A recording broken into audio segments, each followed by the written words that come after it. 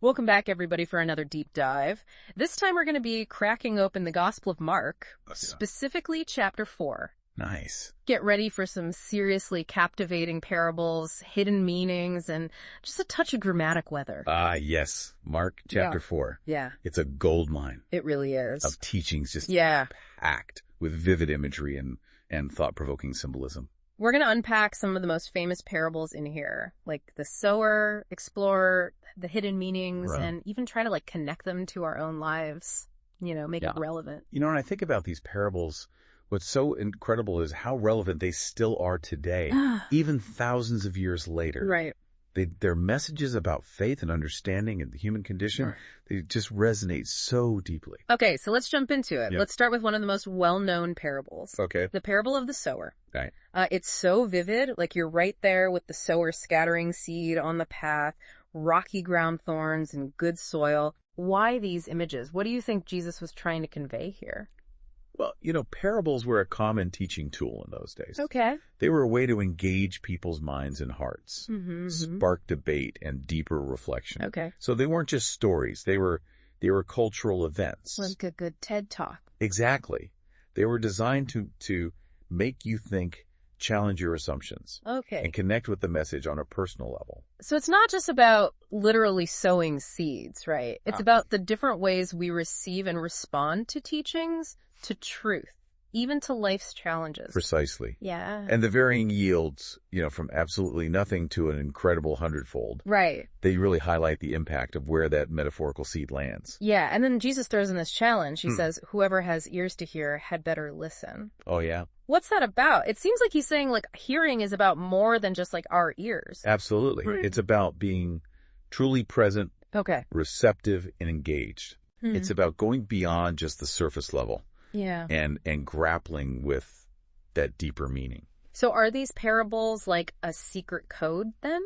Are they intentionally obscuring the message for some, Right. but then revealing it to others? That's actually exactly what Jesus tells his disciples a bit later. Okay. He explains that the secret of the kingdom of God has been given to them, but for those outside, everything is presented in parables. So what does that mean? Is he intentionally excluding people? Not necessarily. I think it's more about prompting different levels of engagement Right. and understanding. It's about meeting people where they are. All right, so let's decode the sower parable. Okay. Jesus explains that the seed represents the word right. Okay? And then each type of ground symbolizes a different response to that word. Right. So the path where the seed gets snatched away represents those who hear the word. Yeah. Something prevents it from taking root. Maybe they're distracted. Maybe they're not truly listening. Or maybe they're just not ready to receive it. Gotcha. Yeah. And the rocky ground represents... Those who receive the word with joy initially, Okay. but lack deep roots. So their faith withers when hardship comes. Okay. They might have good intentions, Yeah. but they just haven't cultivated the resilience or that support system to weather the storms.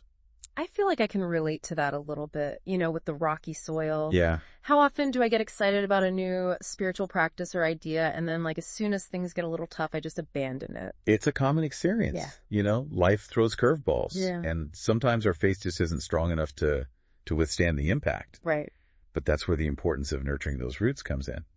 Okay, so what about the seed that falls among thorns? Mhm. What do you make of that? That's a powerful image. Yeah. I think it speaks to the things that choke our spiritual growth. Okay. Those worldly cares, the pursuit of wealth, the desire for things that just ultimately don't fulfill us. It's interesting that you say that, because I wonder if there's another way to interpret the thorns. Yeah. Maybe it's not just about material possessions, but about anything that just consumes our time and energy. Right. Preventing us from focusing on our spiritual growth. I love that interpretation. Yeah. It broadens the scope and makes it even more relevant to our Yeah. modern lives. Right. Where we're constantly bombarded with information and demands and distractions. Exactly. Yeah, it's hard to even find the time and space for deep reflection and spiritual nourishment. And that's where the good soil comes in. Right. The ideal scenario. Yeah. It's about cultivating a space within ourselves Okay. where the word can truly take root and grow and bear fruit. So what does that look like, practically speaking? How do we create that good soil within ourselves? Well, that's a question No. that we'll dive deeper into in the next part. Okay. But for now, I think it's worth reflecting on. What might be choking our own spiritual growth? Okay. What are those thorns in our lives, and how can we begin to maybe clear them away Yeah. to make space for something more meaningful? That's a great question to ponder. Mark chapter 4 doesn't stop there. Right. There are so many other intriguing little snippets that kind of build on this theme of understanding and faith. Like, the bit about the lamp not being hidden under a basket. Ah, yes. Yeah. That's a powerful one. It is. It speaks to the idea that truth is meant to be shared to illuminate and guide. Yeah. It's not something to be kept hidden or suppressed. Like, we're all called to be lampstands in a way, Yeah. holding up the light of truth and love for the world to see. I love that. Yeah. What about that line where Jesus says, the measure you use will be the measure you receive and more will be added to you? It's a fascinating concept. Yeah. I think it challenges us to consider how open we are Yeah. to giving and receiving. Mm-hmm. Are we generous with our time, our knowledge, our compassion? Or are we kind of holding back, measuring out everything carefully? Yeah. You know, it makes me think of those times when I've held back from maybe offering help or kindness, you know, maybe out of fear or self-preservation. But what if by being more generous, by giving more freely without expectation, Right. we actually open ourselves up to receiving more abundance? Exactly. Yeah. It's like a universal law of reciprocity. Yeah. The more we give, the more we receive. And that applies to everything. Everything. Not just faith, Yes. right? And then, of course, we have the parable of the mustard seed, that Right. tiny seed that grows into this massive tree. It's amazing. What message do you think Jesus was trying to convey there? I think it's a powerful reminder of the potential for growth, even from the smallest beginnings. Mm-hmm. It's about having faith that even the tiniest acts of kindness, Yeah. the smallest seeds of hope, can have a ripple effect. Yeah. Far beyond what we can imagine. So we've talked a lot about the parables, but now let's shift gears to a story that's a bit more dramatic. Okay. Picture this. It's evening on the Sea of Galilee. The disciples are with Jesus in a boat. And suddenly, a massive windstorm kicks up, right? Yes? Waves crashing. The boat's nearly swamped. The disciples are terrified, fearing for their lives. Yeah. It's pure chaos. And you know what Jesus is doing amidst all of this? What's he doing? Sleeping. No. Can you believe that? It's amazing. Sound asleep in the stern of the boat, like on a cushion, Wow. completely unfazed by this raging storm. It's such a striking image. I know, right? That contrast between Dude. the disciples' panic and Jesus' complete calm. So they wake him up, and they're practically yelling at him, "Teacher, don't you care that we are about to die?" What does he do? He gets up, and he rebukes the wind and the waves. Wow. And he says, "Be quiet, calm down." And just like that, Oh my God. the wind stops, the sea becomes calm. It's like a movie. Right. This incredible display of power over nature. Yep. Makes you wonder what was going through the disciples' minds in that moment. They're stunned. They're whispering to each other, "Who is this? Even the wind and the sea obey him." Right. It's a turning point for them, this Yeah. moment of awe and confusion. Mm-hmm.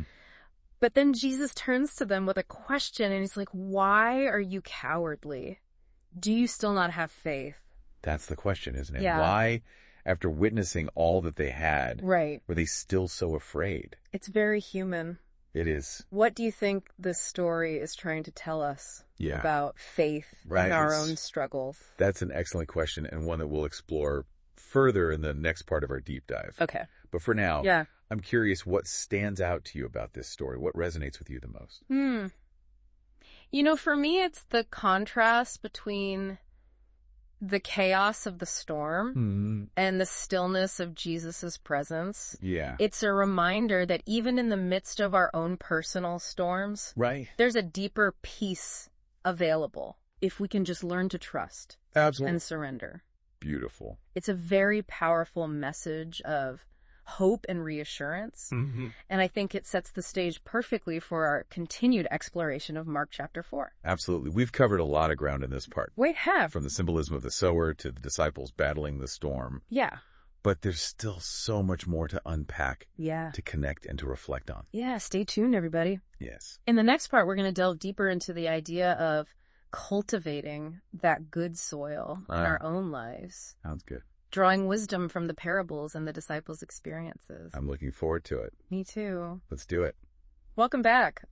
last time we left off with the disciples, like in the middle of this terrifying storm, Right. their fear contrasting sharply with Jesus peacefully sleeping Yeah. really makes you think, doesn't it? It certainly does. I mean, here they are witnessing firsthand Jesus' incredible teachings and miracles. Right. And yet, when faced with a life or death situation, their faith just falters. Yeah. It's so human, isn't it? It is. Like to feel that wavering, Totally. even when we think we know better.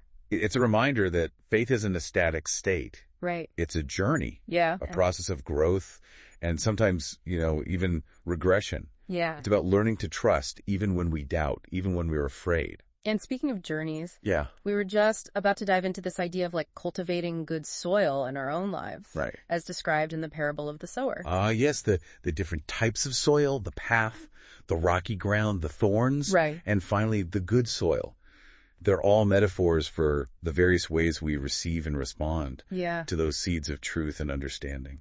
I remember you mentioned that the path represents those who are distracted or not truly listening. Mm-hmm. What are some ways that we can cultivate a more receptive mindset? Yeah. A greater ability to hear and absorb those teachings?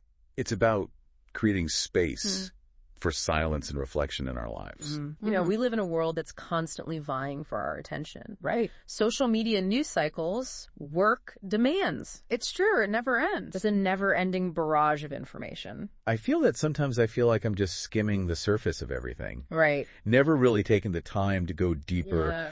to connect with what really matters. Exactly. Okay. So cultivating good soil in this context might mean being more intentional Yeah. about unplugging, disconnecting from the digital world and reconnecting with ourselves, with nature, Yeah. with something larger than ourselves. Like taking a walk in the woods without your phone. Exactly. Yeah. Or spending time in quiet contemplation. Okay, so what about that rocky ground? Right. What do you think about that image in the context of our own lives? Well, I think it speaks to the challenges we face Yeah. when our faith is tested. Mm-hmm. It's easy to be enthusiastic when things are going well. Right. But what happens when we encounter hardship? When we experience loss, when our beliefs are challenged. It's about building resilience, Yeah, right? Like yeah. developing those deep roots that can sustain us through like the storms of life. Exactly. So it's not enough to just have those fleeting moments of inspiration or Right. excitement. We need to nurture those seeds of faith. Yeah. Water them with study, with prayer, with community. Exactly. It's like tending a garden. Yeah. You can't just scatter seeds and expect them to flourish without proper care and attention. Right. And just as plants need sunlight, water, and nutrients, our faith also needs nourishment. It needs community support system, Right. a source of guidance and inspiration. Absolutely. Now, what about those pesky thorns? No, yeah. They always seem to be lurking, ready to choke out those tender shoots of growth. Yeah, they represent those things that compete for our attention, those Yeah. worldly cares that can just distract us from our spiritual path. Exactly. It could be the pursuit of wealth status or material possessions. It could be the desire for approval or the fear of missing out. I feel like we get so caught up in the external world in achieving goals, accumulating things, Yeah. that we lose sight of what really nourishes our souls. And it's not necessarily that those things are inherently bad. Right. It's just that they can become thorns if they become our primary focus. Yeah. If they take precedence over our spiritual growth. So it's about finding that balance Right. between pursuing our worldly goals and nurturing our inner lives, Absolutely. being mindful of where our attention and energy are going, Yes. and making conscious choices to cultivate what really matters. Exactly. And that brings us to the good soil. Yeah. It's the ideal scenario. Yeah. Where the seed takes root, grows, and bears fruit abundantly. What qualities do you think characterize this good soil? Mm-hmm. I think it's about cultivating a deep sense of openness, humility, Yeah. perseverance, openness to hear and receive those seeds of wisdom, Right. humility to acknowledge that we don't have all the answers, and perseverance to continue tending our spiritual garden even when we don't see immediate results. Beautifully put. Yeah. It's about embracing that lifelong journey of learning and growth. Mm-hmm. Recognizing that faith is not a destination, Yeah. but a path we're constantly unfolding. I like that faith is a path unfolding. Yeah. It really speaks to that sense of discovery and evolution. Absolutely. Now, how do you think the disciples' experience in the storm connects to this idea of cultivating good soil? Well, their story highlights the fact that even those closest to Jesus, Yeah. those who had witnessed his miracles and heard his teachings, still struggled with fear and doubt. Right. It just underscores the human element in the journey of faith. So it's not about pretending to have perfect faith. Right. It's about acknowledging our own struggles. Absolutely. Continuing to seek understanding and connection. And it's about recognizing that we don't have to have it all figured out. Right. We can bring our doubts, our fears, our questions to the table and trust that there's a source greater than ourselves that can guide us through those stormy seas. So if we connect this back to cultivating good soil, Yeah. it seems like it's not just about our individual growth, Right. but about recognizing that we're part of something larger, something interconnected. Precisely. The more we cultivate our own inner gardens, Yeah. the more we contribute to the flourishing of the collective garden of humanity. Yeah.